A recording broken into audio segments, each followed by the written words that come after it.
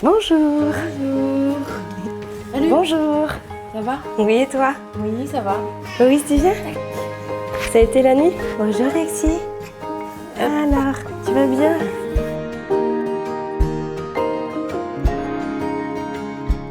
Ça fait 8 ans que je suis sur Gamelet.info. Avant, j'étais à Angers. C'est en regardant quelle démarche il fallait faire pour trouver une garde pour ma première que je me suis orientée vers le relais petite enfance pour avoir une liste de nourrices agréées. Et ça s'était tellement bien passé avec ma première assistante que c'était obligatoire que ce soit aussi chez une assistante maternelle que je mette le deuxième. J'ai eu la liste par le relais petite enfance à Aller, des assistantes maternelles disponibles.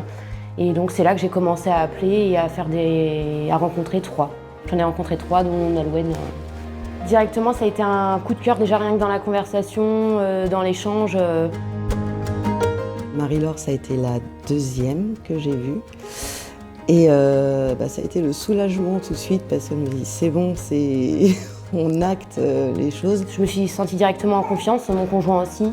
C'est le match, le feeling et surtout quelqu'un qui nous inspire confiance, quoi. Après, elle nous a montré toutes les activités qu'elle faisait avec les enfants, les repas, etc. Tout ce qu'elle fait par elle-même, en fait, et ça cochait toutes les cases qu'on attendait. Il faut que le feeling passe, non seulement avec le bébé, mais aussi avec les parents.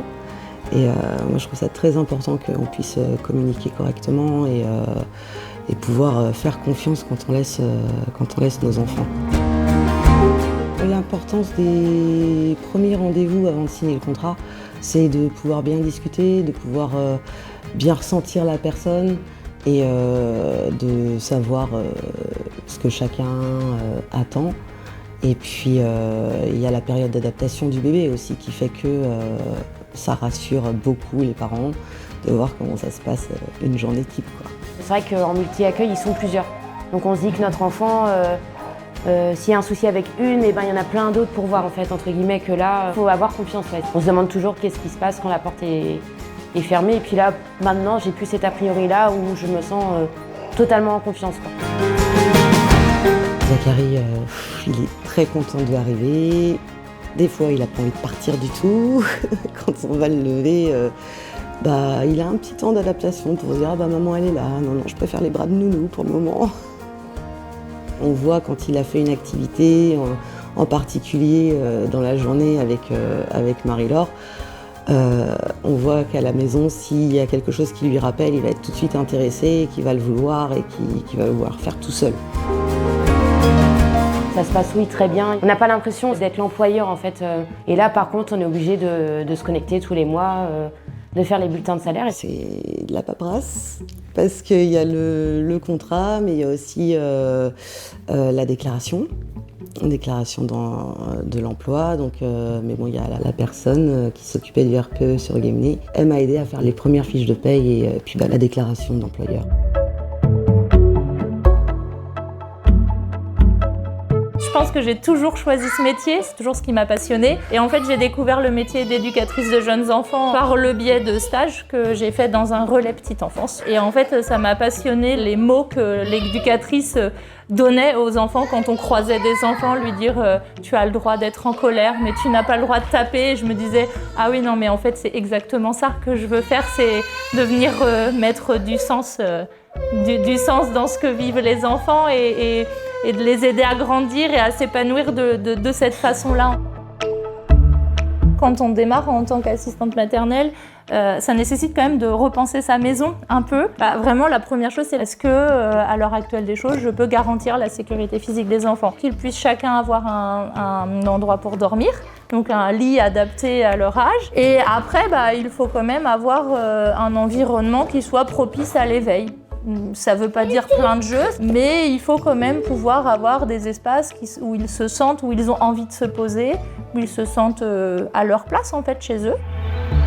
Le fait qu'on est à la maison, on a peut-être tendance à croire qu'on ne fait rien ou qu'on fait peu. Et non, c'est un métier. J'insiste là-dessus, oui, effectivement, c'est un métier. C'est l'assistante maternelle. On a des parents employeurs. On est là pour continuer l'éducation des parents. Chaque jour est différent avec chaque enfant. Chaque enfant évolue à son rythme. On se positionne vraiment en tant que professionnel. On n'est pas là juste pour regarder les enfants. Bien sûr, on fait de l'observation du développement de l'enfant, où on rapporte aux parents ce qui s'est passé de la journée, tout ça. Mon rôle auprès des enfants, ça va être vraiment de base déjà, c'est de prendre soin d'eux pendant l'absence de leurs parents. Mais après, plus que ça va être vraiment de les accompagner à grandir, à pouvoir vivre dans un groupe, à vivre avec d'autres adultes qui ne sont pas leurs parents et leur proposer des expériences qui vont enrichir leur vie. La qualité principale pour ce métier, c'est la patience. Je dirais quand même qu'il y a de la patience. Il faut beaucoup de patience. Il faut aussi beaucoup d'écoute, de l'observation. Bienveillance, communication.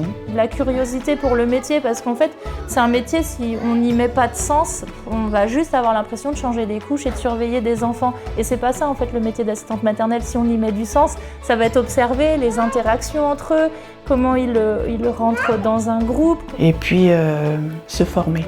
Il y a toujours à apprendre.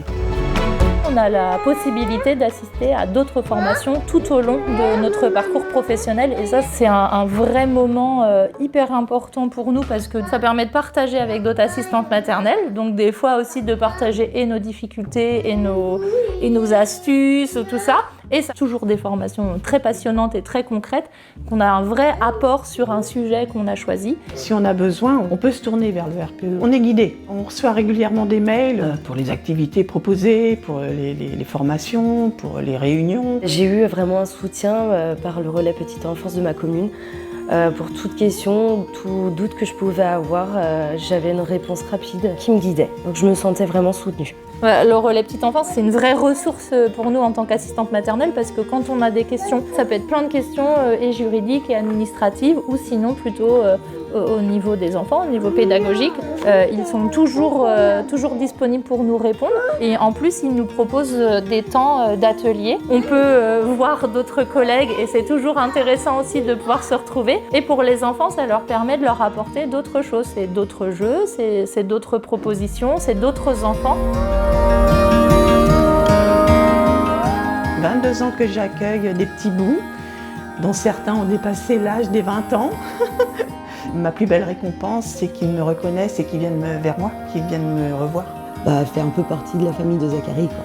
C'est plus une tata que juste une nounou lambda. Et puis c'est vrai qu'on a des discussions aussi, on rigole bien quand on arrive pour chercher le petit. Il y a vraiment un échange qui va au-delà du juste professionnel.